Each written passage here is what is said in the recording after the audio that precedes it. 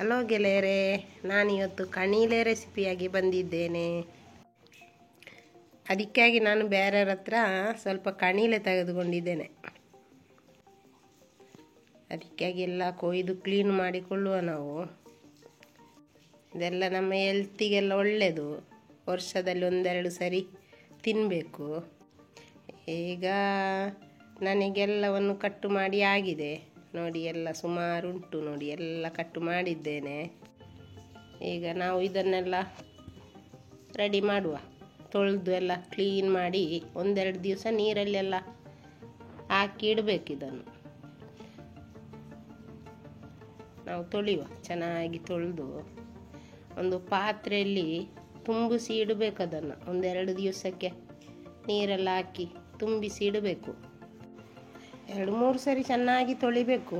ಬೆಳಿಗ್ಗೆ ಮತ್ತೊಂದು ಸರಿ ಅದನ್ನು ಚೇಂಜ್ ಮಾಡಿ ಇಡುವಾಗ ಚೆನ್ನಾಗುತ್ತದೆ ನೋಡಿ. ಹೀಗೆ ಇದನ್ನು ತೆಗೆದು ಪಕ್ಕಕ್ಕೆ ಇಟ್ಟು ಬಿಡುವ, ಆಯಿತಾ?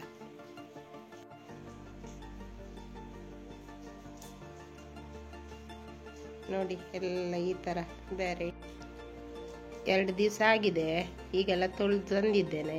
ಅದಕ್ಕೆ ಬೇಕಾಗಿ ನೋಡಿ, ನಾನು ಕಾಳುಗಳನ್ನೆಲ್ಲ ಮೊಳಕೆ ಬರಿಸಿ ಇಟ್ಟಿದ್ದೇನೆ. ಅದಕ್ಕಾಗಿ ಇನ್ನೊಂದು ಟೊಮೆಟೊನು ತೆಗೆದುಕೊಳ್ಳು, ಆಯಿತಾ? ಅದನ್ನೆಲ್ಲ ಒಂದು ಕುಕ್ಕರಿಗೆ ಹಾಕುವ, ಆಯಿತಾ?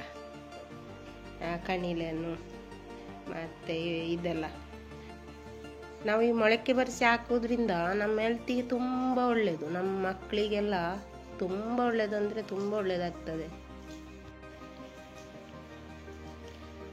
ಇವಾಗಲೇ ನಾವೊಂದು ಅರ್ಧ ಸ್ಪೂನ್ ಅದಕ್ಕೆ ಅರಿಶಿನ ಪುಡಿ ಹಾಕ್ಕೊಳ್ಳು. ಒಟ್ಟಿಗೆ ಒಂದು ಟೊಮೆಟೊ ತೆಗೆದಿದ್ದೇವಲ್ಲ, ಅದನ್ನು ಕಟ್ ಮಾಡಿದ್ದೇನೆ, ಅದು ಹಾಕು, ಆಯಿತಾ? ನಾನೀಗ ಒಂದು ಚಿಕ್ಕ ಪಾಟೆಯಲ್ಲಿ 1.5 ಪಾಟೆಯಷ್ಟು ನೀರು ಒಯ್ದಿದ್ದೇನೆ. ಅಷ್ಟೇ, ಒಳ್ಳೆ ಬೇಯಬೇಕಲ್ಲ ಅದು, ಅದಕ್ಕಾಗಿ ಅಷ್ಟು ಹಾಕಿದ್ದೇನೆ. ಉಪ್ಪು ಹಾಕಿ ಬೇಯಲಿಕ್ಕಿಡು, ಆಯಿತಾ? ಚೆನ್ನಾಗಿ ಒಂದು 5 ಸಿಲ್ಲವರೆಗೆ ಬೇಯಲಿ, ಒಳ್ಳೆ ಬೇಯಬೇಕು. ಮೆಂತೆ, ಉದ್ದಿನಬೇಳೆ, ಕಡಲೆಬೇಳೆ, ಅಕ್ಕಿ ಎಷ್ಟನ್ನೊಟ್ಟಿಗೆ ಹುರ್ಕೊಳ್ಬೇಕು.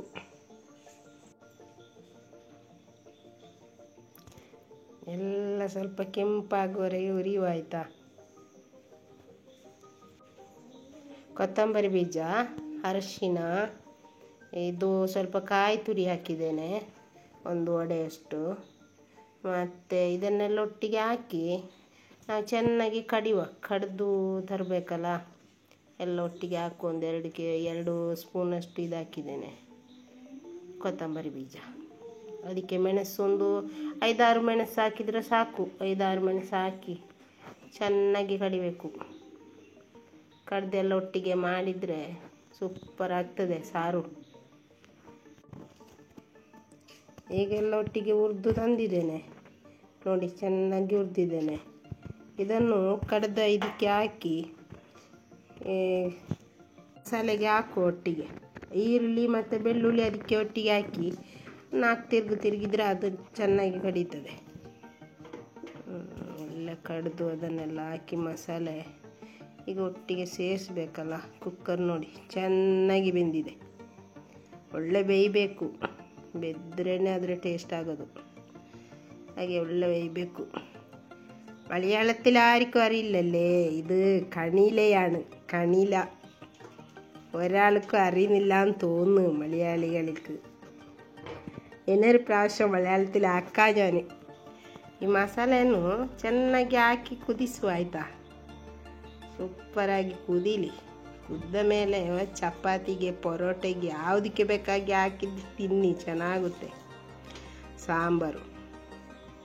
ಇಲ್ಲಾದರೆ ಬಿಸಿ ಬಿಸಿ ಅನ್ನಕ್ಕೆ ಹಾಕಿ ಊಟ ಮಾಡುವ.